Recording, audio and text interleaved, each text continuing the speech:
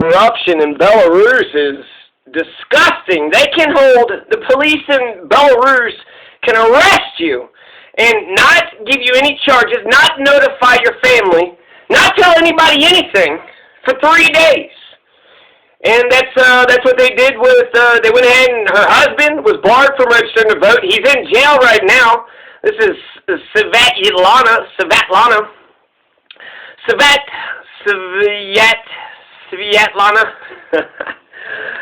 So Sviatlana, she's got 2 kids.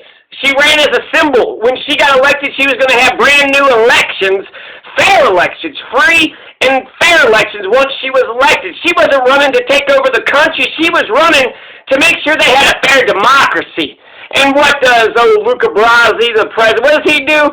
Oh, he's just doing anything and everything, beating up journalists, arresting journalists, beating everybody up, crack down, throwing tear gas, stun grenades. And how do we know he's a dictator? I mean, we could, look into his policies and the specific things that he's done, but he's been in there for 26 years. He's been a dictator for 26 years. He claimed to have won 80% of the vote against Sviatlana, the main opposition leader.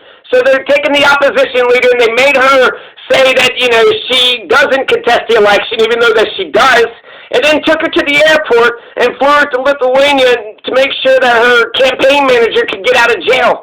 So, they coerced her, they forced her hand, but we need Sviatlana to keep living because she's going to be the one in charge. She's going to be the one that's going to take over Belarus when all this shakes down. Once all this, so that's what, hopefully, right, the revolutionaries.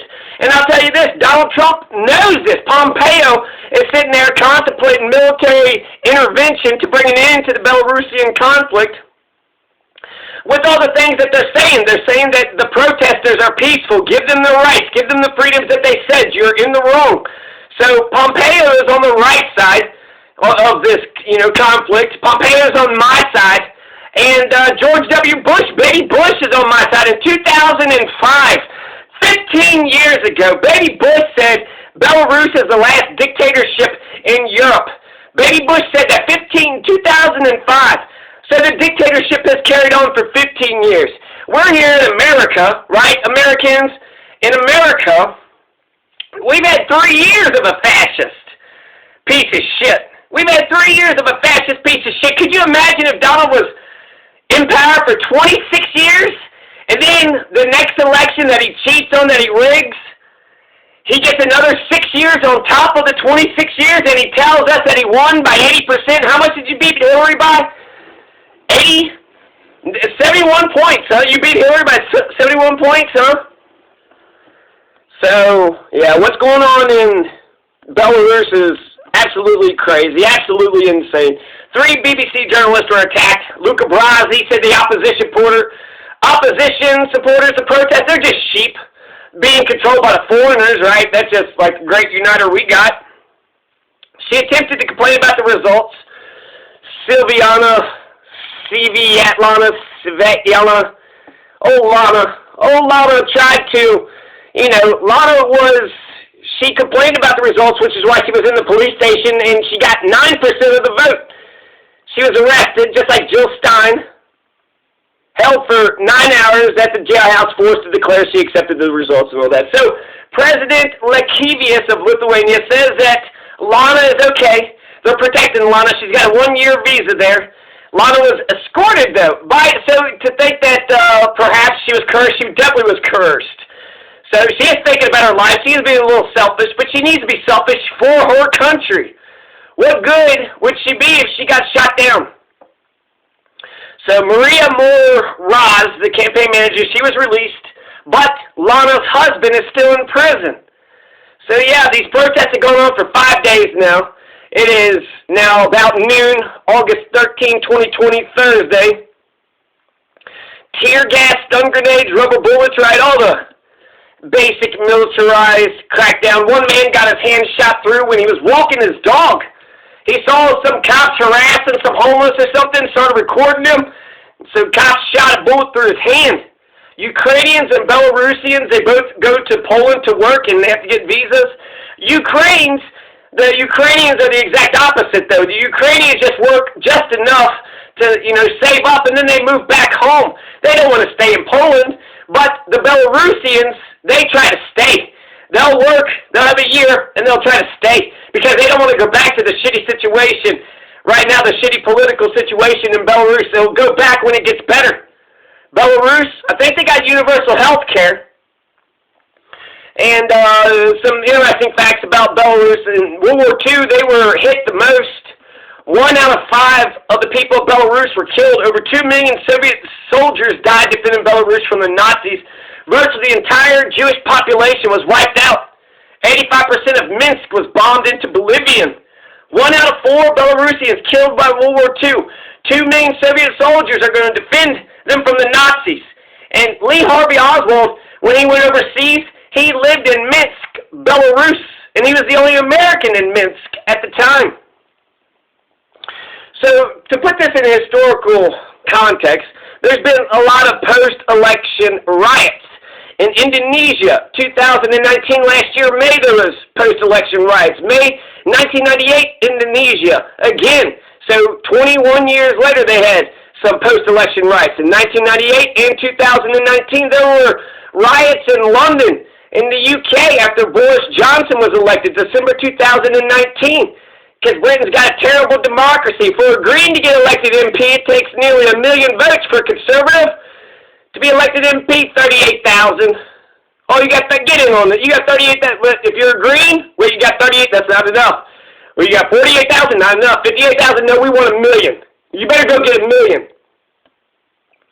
1855 Know Nothing riots. That was actually election day riots where the fascists had intimidated the Germans and the Irish in Cincinnati and Louisville, all across America. Attacks on Germans and the Irish communities, anti-Catholic, anti-immigrant. The 1875 Mississippi Plan showed that violence at the polls worked. How did Reconstruction end? Because of the Mississippi Plan. When you have widespread intimidation, people don't go out and vote. It's too dangerous. 1876, Reconstruction is going to end right after the Mississippi Plan, which was enacted 1 year prior, 1875. The Louisville riot, the 1855 Know Nothing riot, ended when the Know Nothing mayor ended it. So when the fascists said, okay, that's enough, guys.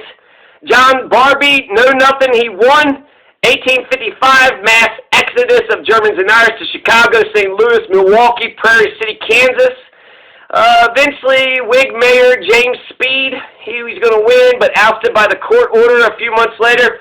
So, who won in that? Nobody knows, actually. That seems like that was just a total shit show. But look at Boris Johnson. There was Boris Johnson riots right after his election. Is he still in power? Yeah. Look at Indonesia. There was post-election riots May 2019, just last year. Is that president still? Yeah, that president is still standing. In 1998, however, Indonesia, they were able to topple President Suharto. So, since that's the success, right, because it seems like post-election riots don't automatically translate to revolution, even though it seems like, why would so many people be pissed off unless there was something wrong? MLK says the riot is the language of the unheard. So, for Indonesia, they weren't able to kick out the, 2009, but in 1998, in May, the riots are going to topple the president, Suharto, and they get independence for East Timor, and then they ushered in democracy for all of Indonesia. There was massive violence. Civil unrest was of a racial nature. More than 1,000 people died in the riots. Could this be what happens in America? Could this happen in America? You have what happened, so 168 cases of rape were reported. Now, how Indonesia kicked out the president?